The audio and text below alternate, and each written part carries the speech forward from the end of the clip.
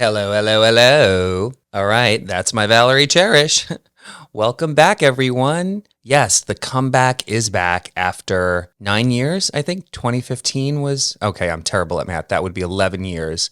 I think it was 2015 when we last saw Val on our screens, and I'm thrilled to have her back. And I'm going to do a full recap of the episode later in this program. But first, I'd like to start with a question, and that is, who the hell does Lisa Gallo have to blow to get us tickets to the fucking Anne Frank house in Amsterdam next month? Because it is harder to get tickets, like I said, to the Anne Frank house than it is to get Taylor Swift tickets. I never in my wildest dreams could have imagined that I would now be on the precipice, basically, of an all-out cyber war, social media war with AnneFrank.org. But that's where this is headed, because I can tell you right now, I am not going to purchase tickets from a third-party retailer, okay? I don't care how many of them are available on StubHub. I don't care how many scalpers there may be on the Pristinacht or whatever the hell that main street in Amsterdam is called. I am not going to indulge in this. And I think that it is deplorable that the Anne Frank Museum even allows this type of racketeering, essentially. It's what it is. There needs to be a separate, body of the Netherlandian government, I think, that regulates this in particular, the Anne Frank House ticket distribution and purchase and resale market. It is, if no one else has flagged this to society or the government, then maybe that is my contribution to society. If I can initiate this dialogue on social media the way that I have, because it's escalating, guys. I can see the videos. They are gaining traction, a lot of comments, a lot of views, a lot of shares. People are outraged. They're shocked and they're outraged. A, that it's so difficult to get the tickets, and B, that Lisa would then suggest scalping them. She wants me to scalp tickets to the Anne Frank house. I mean, there's something just so inherently wrong with that concept. And like I said to her, I'm not doing it. That is not how I'm going down. If I'm getting arrested in Europe, in Amsterdam, mind you, can you imagine if I got arrested in Amsterdam and I had to come back to the States and people were like, oh my God, what happened? Oh, there's a mugshot and there's all these salacious rumors and speculation going around. Oh, was it Sam in the red light district with a hooker? Was it drugs? Was it fucking larceny? No, Sam was trying to scalp tickets to the Anne Frank house. Are you kidding? That is not, like I said to Lisa, that is not how I'm going down. If I'm going down in the Netherlands, it's going to be for something way more salacious and way more illegal. All right. Okay. I didn't expect to dive into this so early on in the episode, but it's really just been top of mind and I can't stop thinking about it. So let me take you back in time a little bit to Tuesday morning at 4:55 a.m. 2 days ago. Okay. Tuesday morning at 4:55 a.m. I set my alarm to wake up so that I could be among the first people to purchase tickets to the Anne Frank Museum, including the annex, for the week of April 28th, because I read on the website, mind you, I had done my research. I was prepared, guys. I did everything right, okay? Textbook traveler. I had researched, first of all, I, like a fucking idiot, I was the idiot 3 weeks ago, the fucking naive motherfucking American that was Googling, do you need tickets to the Anne Frank? I wasn't even sure if I needed a ticket. I thought maybe they took walk-ins. Like a fucking, naive idiot that I am. I got to take a sip of my coffee, by the way. Hope you like my new mug. It's the Law and Crime mug. Because now I'm on a vendetta. I'm on a legal vendetta. This is the people of the state of New York versus AnneFrank.org. And I am going to initiate a class action lawsuit against them if they do not reform their ticket distribution and resale process. There needs to be regulations, like I said. So basically, like I said, I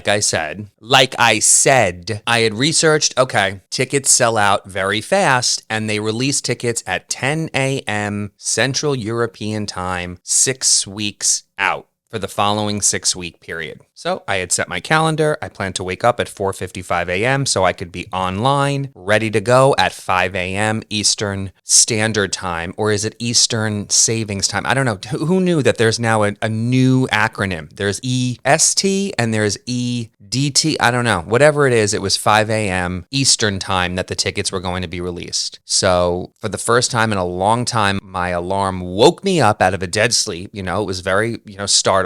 Normally I wake up before my 7 a.m. alarm, so I'm not like awoken by the sound of the alarm. But in this case, I was awoken and I quickly remembered, okay, I got to get my Anne Frank tickets. I got to do it. I was so excited. I thought I was going to, be able to share this news with Lisa and she'd be so excited. Wow, you did it, Sam. You did the research, you knew the protocol, and you made it happen against all odds. And so I log on to the website and instantly I knew, oh shit, this is not going to be as easy as I thought. Like I just knew I was headed for trouble when the page took like a minute to load. Sure enough, I get this message. Oh, you are number 3,497 out of 5,000 and change. And we estimate that you will be in queue for 70 minutes. I said, in queue?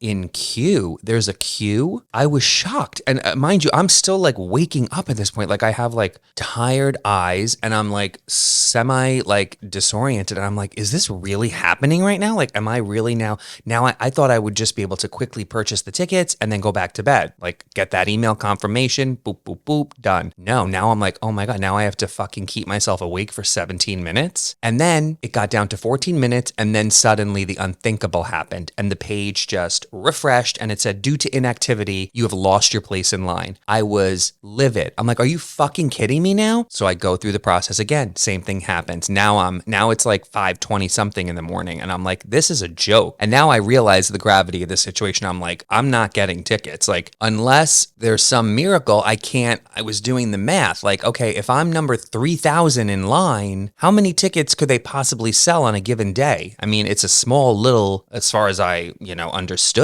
it was a small little modest apartment, not like it's a tour of fucking Versailles, you know what I mean? They can't accommodate that many people. So I grabbed my laptop. Now I'm going through the whole process again on the laptop instead of the phone. Because, in my mind, it's like registering for college class now. It's like you got to use the laptop. You can't use the phone. You got to have the laptop. And so when all was said and done, it was like 5:50 in the morning. I had waited an hour and I finally got the page to count down all the way to you are next in line for tickets.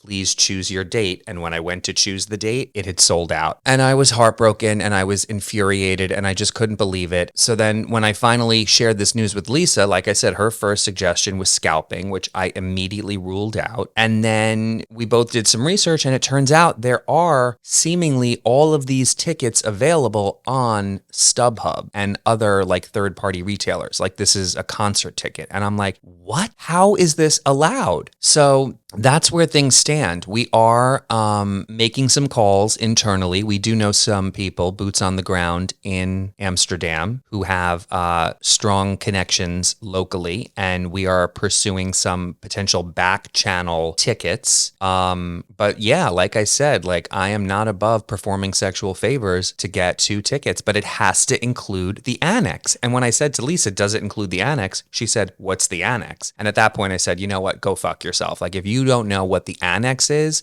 at the Anne Frank house, then you shouldn't be going. Mind you, she's been. So I said, you know what, I'm willing to just say fuck it at this point. You know what, if that's how the museum wants to play, you want to play dirty like that, then you know what, I'm good. I don't need to see it. I'll read about it. Okay, and that's not the only, issue I'm having right now with the Amsterdam itinerary. I emailed the hotel concierge and I said, hello. Mind you, we're staying at the same hotel. And I didn't know this when I booked it, but we're staying at the same hotel that the Real Housewives of Beverly Hills stayed at when they had their infamous trip to Amsterdam. Don't talk about the husband. Yeah, so you better believe I'm going to be like recreating some of those moments if I can. Even though the restaurant I learned is no longer there, or it's something different. I'm going to go to the grave site, if you will, and I'm going to walk on those hallowed grounds, but I don't think it's going to look the same. Anyway, so I emailed the hotel and I said, another thing we'd like to do. I asked them about the Anne Frank tickets. Do you know anyone? Can you pull some strings? They said, yeah, right. Not going to happen. And then I said, okay, well, we want to have breakfast at Pancakaos upstairs. Pancakaos is how you pronounce it, I think. It's basically the upstairs pancake house. And it's this little tiny little pancake house. You have to walk up this steep stairwell to get to. And reservations are highly sought after and very hard to get. And so I know that they open up 1 week prior, but they only accept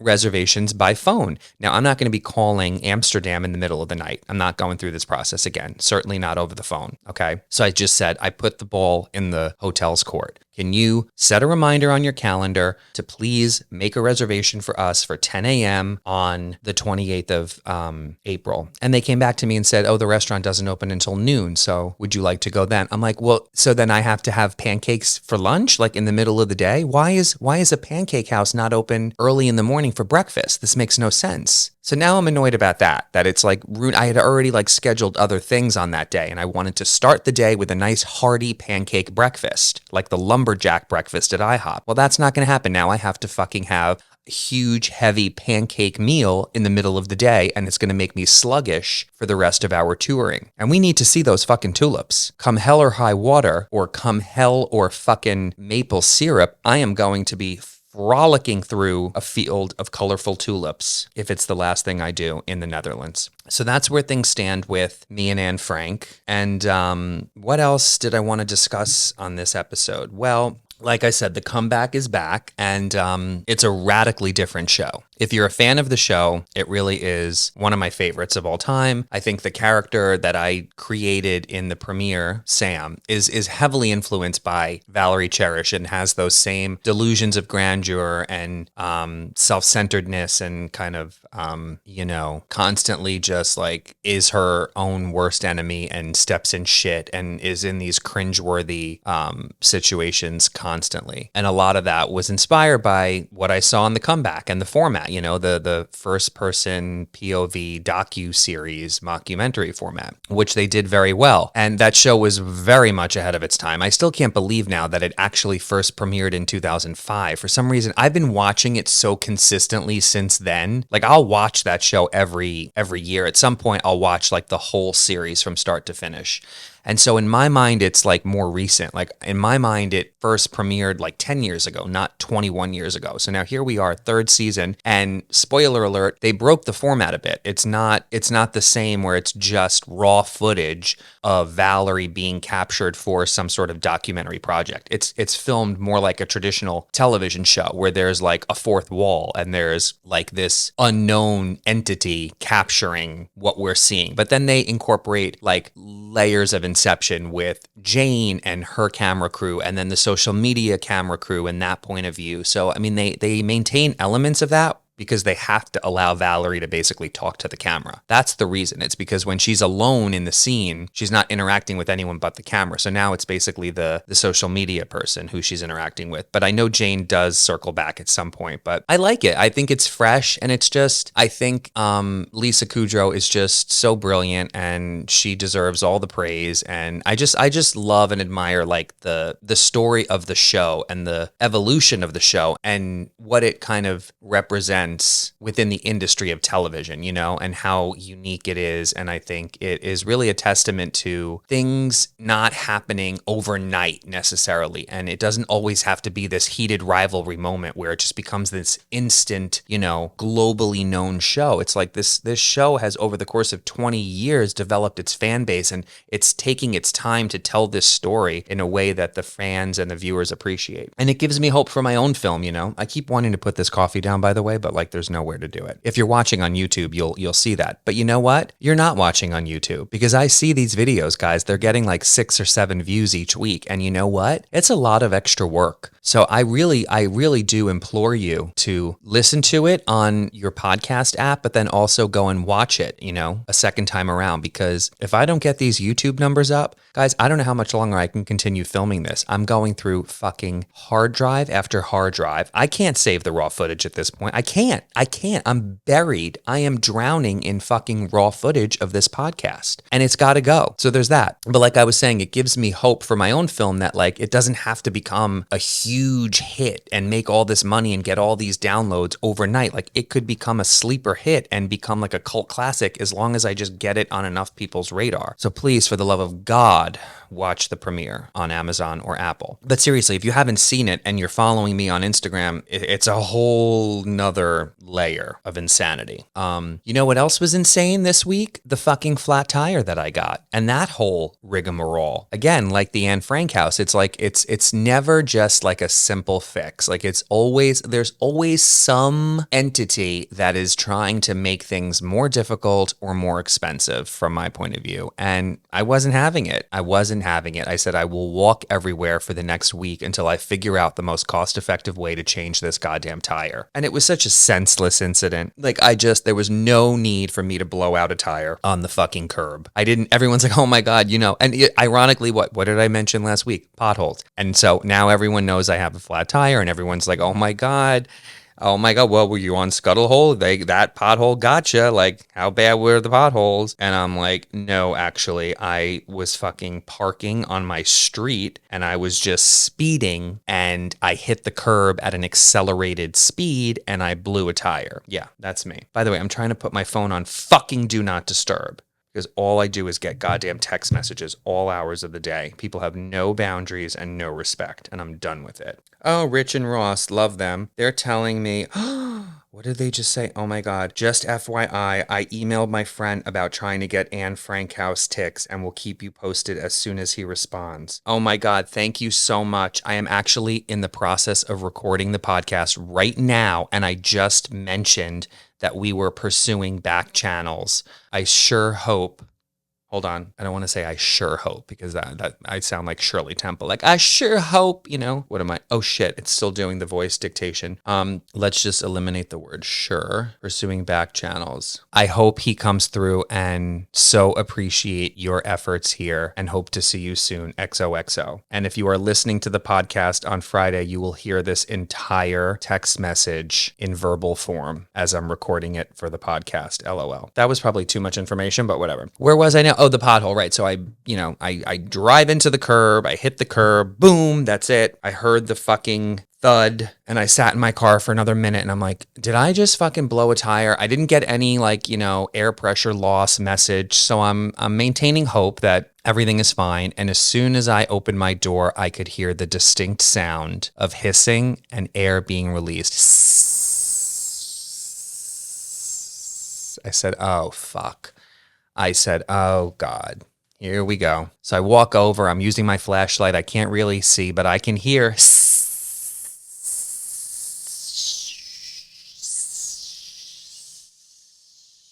And so I'm just standing there like in the dark, like, oh my God. I am like in real time, I'm watching my tire fucking deflate.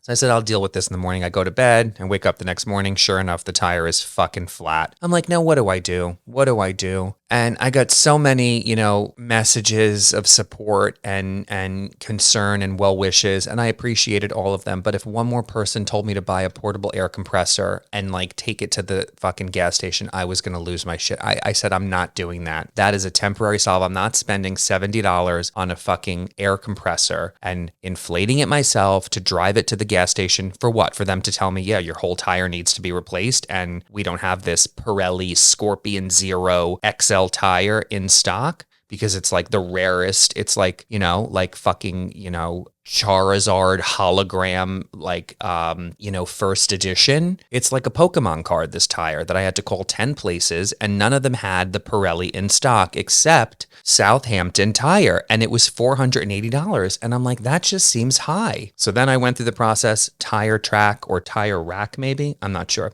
but you could buy it and have it shipped to a local auto body shop. And that was less expensive. But ultimately I went with having it changed at the Volkswagen dealership in Riverhead because it was a quick turnaround and they gave me a good price. And it turned out I was covered under roadside assistance for my lease. So I didn't have to pay to have it towed to Riverhead, which was the biggest relief because that was what was stressing me out. Like, how do I get this vehicle to the place? I don't have AAA. I'm sorry. I never did.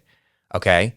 Lisa and Kristen both said that they would let me use their AAA, but I don't like to be a schnorrer, as Amy Levin would say, or as I would say, a mooch. I'm not a freeloader. I'm not going to be that guy that's like, oh, let me use your AAA, even though I, at one point was considering it. And I, took a picture of Lisa's card front and back, just so I had that number handy in case it was requested of me. But ultimately, I didn't need to use the AAA. I did once many years ago. Maddie, if you're listening, of course you're not, because we barely speak. You hate me. Just kidding. I hope that's not true, but that's how I feel. But if you are listening, you remember the time that I basically drove off the road in Vermont into a ravine.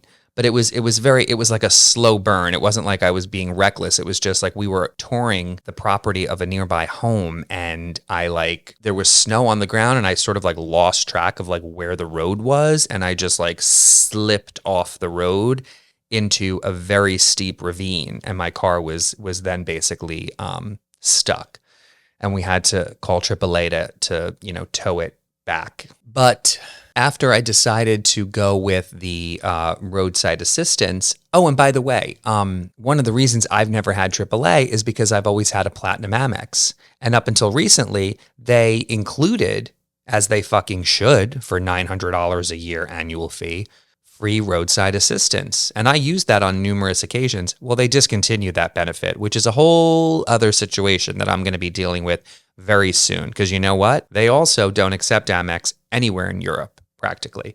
And that's the dirty little secret.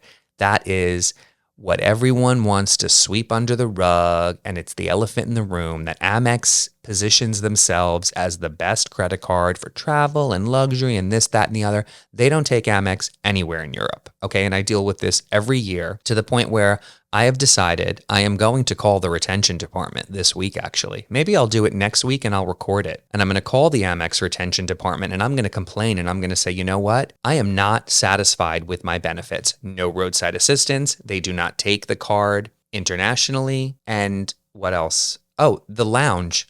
The fucking lounge. There's always a goddamn sign outside at the airport that says, sorry, the lounge is currently full. So it's like they mislead you with all of these wonderful benefits. Listen, do I love the statement credits every month from Resi and Hulu and Squarespace and this and that and Uber? Yes. Does it equal or does it exceed the value and the cost of the membership? Yes. So you're really not paying anything. But the point is, I need incentive to stay with Amex. And I do this every couple of years. And if you've never done it, it's a pro tip. Call the retention department and say, listen, I have been a loyal card holder since 2005. That is 21 years now. Truly, 2005, I became a member of Amex. And over the course of many years, I have spent hundreds of thousands of dollars, maybe $1 million, because I have business cards too, maybe $1 million. And if you want me to remain an Amex card holder, you need to offer me some kind of incentive. And usually it's, okay, all right, Sam, calm down. We don't want you to go anywhere. Please, we value your membership. Please, you're a loyal card holder. We love you. We miss you. So they usually will say, if you spend $5,000 in 3 months, we'll give you 100,000 points. And I'm like, perfect, sign me up. And then you get some extra bonus points. So that's what I'm going to do next week. How did I get here? Oh, right. The roadside assistance. Anyway, so I ended up taking it to Riverhead by myself. Lisa had offered to come with me. At one point, she offered to drive me later in the day so I didn't have to drive with the tow truck and sit there all day, but she flaked on that promise, as she normally does. So I went all by myself to Riverhead, and they changed the tire, and I drove home. And then lo and behold, the next morning, I had to drive right back to Riverhead. Why, you ask? Oh, because Lisa had a dentist appointment, or as she likes to call it, oral surgery. She had to get her tooth pulled. And this little minx, she bamboozled me so hard, like the true con artist she is. And she told me that she was going to be maybe put under. She was going to have maybe medication administered that would make her drowsy. And she might be all hopped up on pain meds and all this shit. And that therefore she would not be able to operate a vehicle after the extraction. So she said, can you please drive me so that you can drive me home? And I said, sure, of course. That's what friends are for. Right? Wrong. in her case, friends are, with friends like these, who needs enemies? Because when I tell you I had to get up at 8 o'clock in the morning, which is fine, I was up, but I had to get out of bed and pick her up at 8:30. She took me to breakfast at Candy Kitchen in Bridgehampton, which if you haven't been, highly recommend. It's great. It's local. It's as local breakfasts get. That's a News 12 reference for anyone who didn't get that. So we go to Candy Kitchen, and then I schlep all the way to Riverhead, and we arrive at this building, which, God forgive me, it looked like some sort of like off-site at the Ulster County Correctional Facility. Like this is where the inmates go to get their teeth cleaned, because it looked a little bit, sort of untended to, if you will. But looks can be deceiving, because the team there was fantastic. They were great. Lisa had a wonderful, smooth procedure. Everything went well. They had to do some bone grafting and some additional x-rays, so it ended up costing her a bit more money, but hey, that happens. She was in good hands. So while she was actually under I guess it wouldn't be a knife, it would be under I don't know what tool dentists use. What is it? Under the extraction device, I took a stroll next door to Target, because you know what? When I see a Target, I'm going, especially if I have an hour to kill. And you know what? I should have known better, because I'm trying to save money right now. And what did I do? I spent $220 on what? On what, you ask? Well, of course, I hit up the travel section, the travel sized aisle, and I got some necessities that I like to keep on reserve, some back stock of some travel size items, my mini Lysol, my mini face wash, things like that. I got some laundry detergent. I got some socks and underwear and tank tops, because, I'm in my tank top era. And I also got, which was very exciting, I got the protein chicken chips that I've been enjoying. I believe the brand is called Wild Protein Chips. And I had previously ordered them on Target.com, because I had a bag somewhere and I enjoyed them. And I thought, ooh, this is a nice alternative to potato chips. Once you get past the fact that you're like eating like petrified chicken, it's quite tasty. So when I had ordered them from Target.com, it was the Target in Riverhead, I must have selected store pickup as my option. So then, like days later, I get a notification, oh, your protein chips are ready for pickup at Target in Riverhead. And I'm like, oh my God, really? So then I asked Kristen, who works on the North Fork, if she could pass by and grab them for me. And of course, she willingly accepted. But I then got a notification days later saying, oh, you have not yet come to pick up the chips, so we've restocked them, returned them to the shelf, and you will be refunded. I'm like, well, wait a minute. You didn't give me enough time to come pick up the chips. So then I had already added Kristen as a designated person, authorized her to retrieve the chips on my behalf. I had to go through this whole process, this whole like intake form online. And then it said like Kristen needs to come and she needs to show 2 forms of ID. I'm like, 2 forms of ID to pick up a bag of potato chips so that I can go across the street to Dick's Sporting Goods and get an AR-15 assault rifle easier than I could get a bag of potato chips. That's fucked up, guys. Think about that. And so then when Kristen finally did show up, she was informed that I had been refunded and the chips had been returned to the shelf. And so, she, I think, contested this for, a few moments before realizing, okay, whatever, then I'm here. Let me just buy the chips. So she bought the chips. So yeah, essentially, that was my first experience with this particular Target. But in person, I had a much smoother, seamless visit, and I got the chips myself, and I plan to snack on some later today as I'm replaying the events of yesterday in my head. The events being that I somehow spent like $1,100 yesterday, and it was just one of those days that is sort of financially crippling and completely unnecessary. And you just have no idea how it happened. But I do know how it happened. I mean,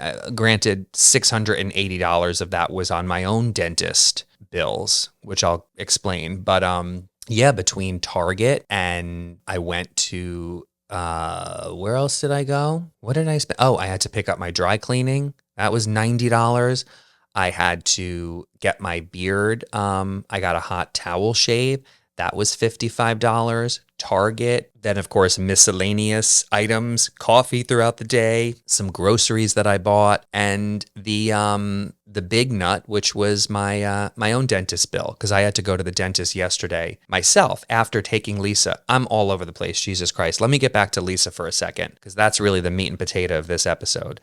And what pissed me off so much, which was that when her extraction was finished, the woman came out to get me, like as if Lisa had just had like my dad, like she had bypass surgery. Okay, I'm going to take you now into the discharge unit so you can see the patient. I'm like, and we can talk about like aftercare. I'm like, well, I got to go. Like Lisa said that she was going to be done in an hour. It's now been an hour and 40 minutes. I got to get over to Tutto Cafe and reshoot the entire food menu for Toast to go per Miss Gabby.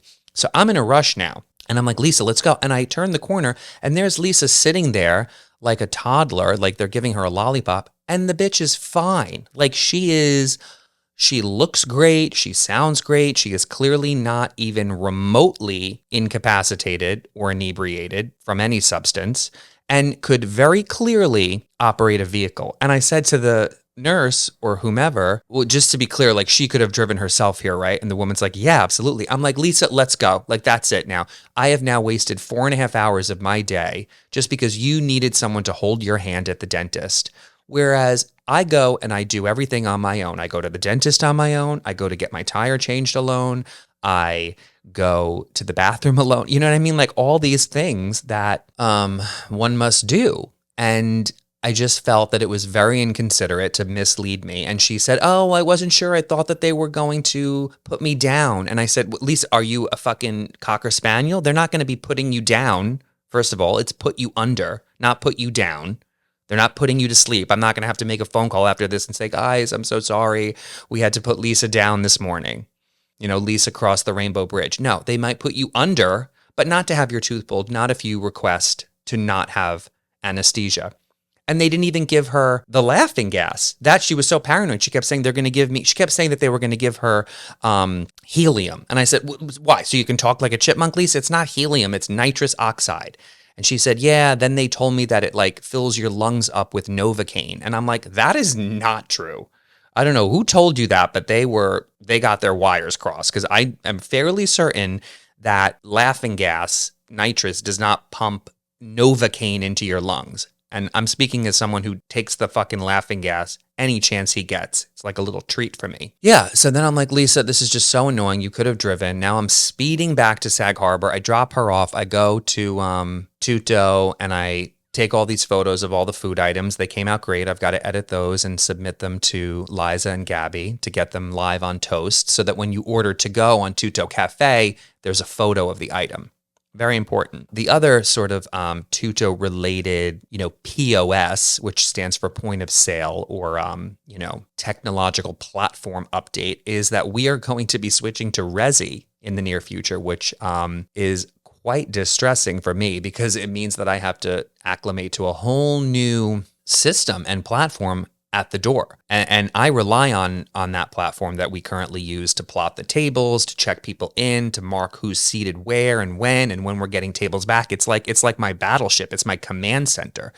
So I was on the phone and on the live chat with Hazel from Resi for hours last week, just trying to troubleshoot some things and understand the platform. And I was basically like requesting that they make some changes. I said, who do I have to speak to? Again, who do I have to blow in the fucking Resi, back end programming department for them to make some tweaks so that it's more similar to the platform that I'm used to using? Certainly you should be able to drag and drop a reservation to the table. Certainly you should be able to do this, that, and the other. And I need them to implement these changes before Memorial Day. Anyway, I don't want to continue down the Resi rabbit hole right now because it stresses me out. So then after I left Tutto, I had to rush back to Watermill for my own dentist appointment. Happy to report that all of the, complicated work has been done. And now we're in the maintenance phase. So I'm now going every 3 months for a cleaning. So I was there for my routine cleaning. But of course, I took the laughing gas because why not? It's like I said, it's like a little treat. And I feel like it just like lets me like vibe out for 45 minutes while they're drilling in my mouth. And then they take the mask off and you're fine, Lisa. So stop being so dramatic all the time. I think it's a Gemini thing. I don't know. Well, on that note, guys, I think that I'm going to be wrapping this episode up shortly, but I did want to, I feel like I'm like ending every episode by talking about some sort of local hospitality update, which I kind of love that like I'm becoming like the voice of like Hampton's hospitality, if you will. They just announced that Babe's Diner is coming to Sag Harbor. It's a new concept from Johnny Shipes, and I think the other gentleman's name is Julian Goldberg, I hope. I think I don't know. I gotta confirm that. You know what? Let me do this. Let me do right by these guys. I'll tell you right now their names. Anyway, it's Babe's Diner, and it's also Sag Harbor Supper Club. So it's a multi kind of hyphenate establishment, and there will be breakfast, lunch, and dinner. Hopefully it'll be open early and stay open late, right? Because again, pancakes should be served early, right? Amsterdam, right? Yeah, I'm curious to see what they do with this supper club concept, if they're going to be curating like dinners and different, salon series, if you will, bringing in different chefs. Very exciting. I think it's taking over the space where Nikki's Not Dog stand was, formerly Jack's Coffee, formerly that ramen place. It's very small, so I'm, again, very curious to see how they transform that space. But the two gentlemen are, yes, Julian Cavan. Oh, I thought his last name was Goldberg, but it's not. It's Julian Cavan and Martine Langada have partnered with music mogul Johnny Shipes and his wife Ariel Justine to open Babe's Diner, a finer diner located in Sag Harbor. The restaurant will serve breakfast, lunch, and dinner and is scheduled to open mid-May. At night, the eatery will transform into a supper club. Yes, very exciting. You know where to find me this summer. And am I, going to expect any sort of VIP treatment when I go there? Any sort of like industry discount, comp? Absolutely. Yes. On that note, I will see you guys on the next episode of Pez Dispenses. Ciao.